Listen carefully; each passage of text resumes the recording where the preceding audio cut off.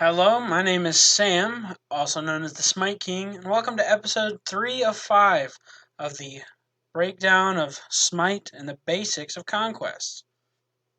In this video, I'm going to break down all of Conquest.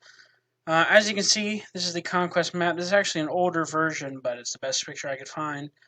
And most of the stuff is pretty similar, especially the lanes, towers, all that. So it'll work just fine.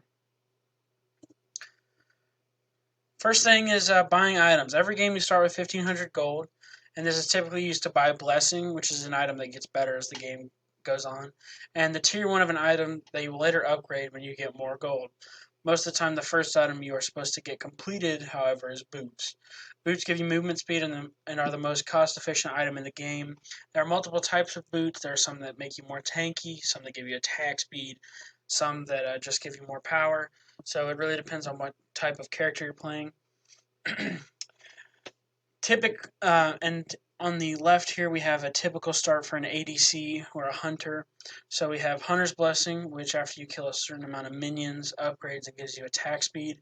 And this is a Spiked Gauntlet. Later you upgrade this into a good lifesteal item. Buffs in Smite. There are 4 buffs around the map for 4 of the 5 members on a team. Speed buff is picked up by the jungler and gives you speed. Void buff is picked up by the ADC, and this gives you attack speed and lowers enemies around you. It lowers their defenses. Mana buff is picked up by the solo laner. It gives you mana over time. And damage buff is picked up by the mid laner. It makes you do more damage. I will go more into the roles next video. There are also XP camps that when killed give XP and gold, but do not drop a buff. And then from left to right we have Speed Camp, Void Camp, Mana Camp, and Damage Camp. Objectives and Towers. Smite is almost entirely revolves around objectives and towers. There are 3 neutral objectives on the map: Gold, Fury, Pyro, and Fire Giant. Gold, Pyro, and Fire Giant is in the next slide. The main purpose of objectives is to give your team a gold boost.